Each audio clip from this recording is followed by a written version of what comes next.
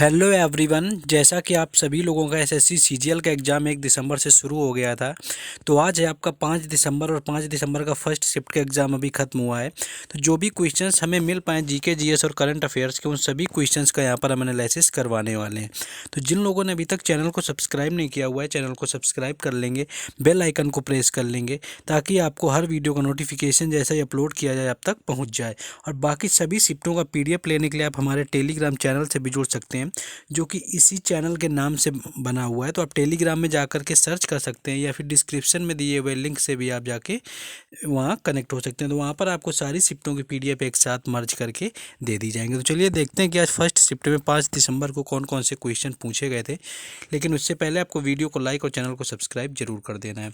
पहला क्वेश्चन आया हुआ था कि राष्ट्रपति भारत के मुख्य न्यायाधीश से सलाह किस अनुच्छेद के तहत लेता है। तो भारतीय संविधान के अनुच्छेद 143 के अनुसार जब कभी राष्ट्रपति को ऐसा लगे कि विधि या तथ्य से संबंधित कोई एक ऐसा मामला उठा अथवा उठने की संभावना है जो सार्वजनिक महत्व का अथवा जिसकी प्रकृति ऐसी है कि उस पर सर्वोच्च न्यायालय का परामर्श लेना उचित है, तो उस मामले पर वह सर्वोच्च न्यायालय की से सलाह मांग सकता है। तो अनुच्छेद जो आपका यानी आर्टिकल 143 है यहाँ पर, वो राइट आंसर हो जाएगा, जिसमें कि आपका राष्ट्रपति भारत के मुख्य न्यायाधीश यानी CJI से परामर्श कर सकता है।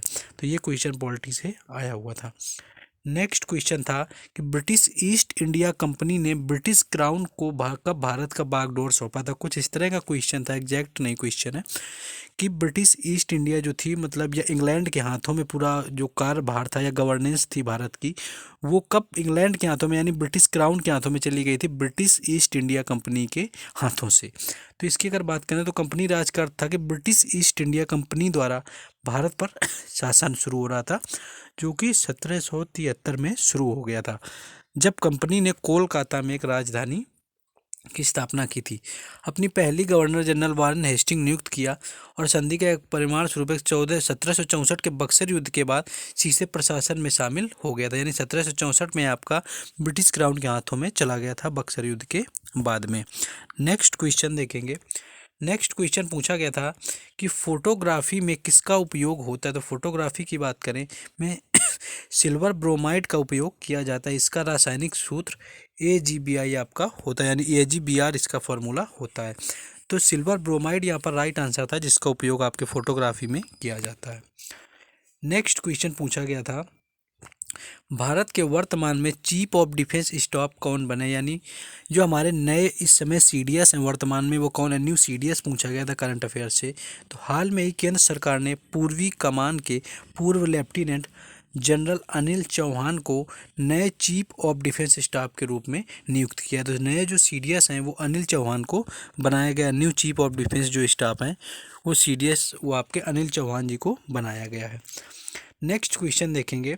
नेक्स्ट आया हुआ था कि आवर्त सारणी में अधातुओं को किस ग्रुप यानी किस समूह में रखा गया है। तो आवर्त सारणी में ये 14वें से लेकर के 17वें समूह के दाहिनी ऊपरी कोने में स्थित हैं। इसके अलावा प्रथम समूह में सबसे ऊपर स्थित उदजन भी अधातु हाइड्रोजन के अलावा जारक, परांगत, भूयित, गंधक, भास्वर, हैलोजन तथा अक्रिय गैसों अधातु मानी जाती हैं, जो कि आपके 14वें से लेकर के 17वें यानी 18वें, आपका 18वां यहाँ पर लिखा 18वें समूह तक दी गई है। तो आपका ऑप्शन आई थिंक 1, 2, 7 और 14 दिया हुआ था।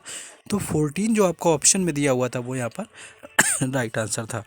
नेक्स्ट क्वेश्चन देखेंगे।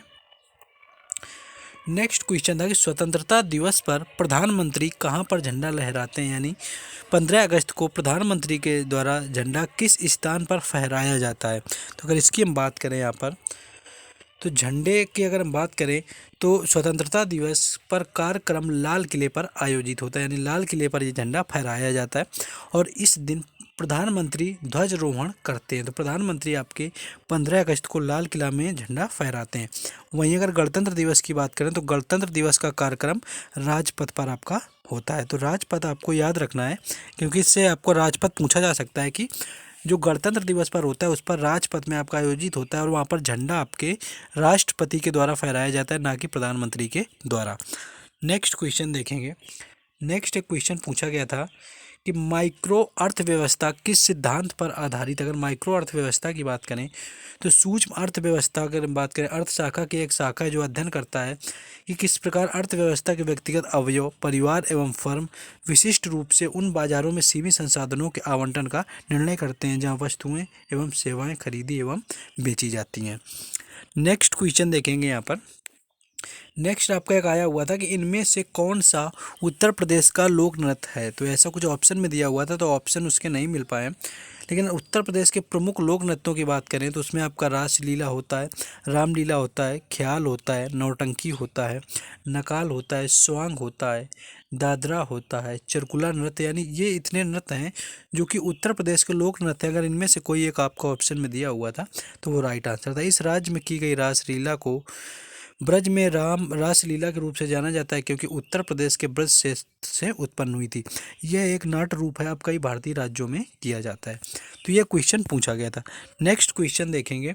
और जिन लोगों का आज मतलब 5 दिसंबर फर्स्ट शिफ्ट में एग्ज़ाम था तो वो बताएंगे और भी क्वेश्चन कमेंट में, या कोई ऐसा क्वेश्चन है जो इसमें नहीं है तो वो भी बताने की कोशिश करेंगे। बाकी पीडीएफ लेने के लिए टेलीग्राम चैनल से भी जुड़ना है आपको। नेक्स्ट एक पूछा गया था कि रुक्मणी देवी अरुंडेल का संबंध किससे। यहाँ पर रुक्मणी देवी अरुंडेल पूछा गया था या कोई और था, थोड़ा सा डाउट है इसमें, तो अगर आपका एग्जाम था तो आप बताएंगे।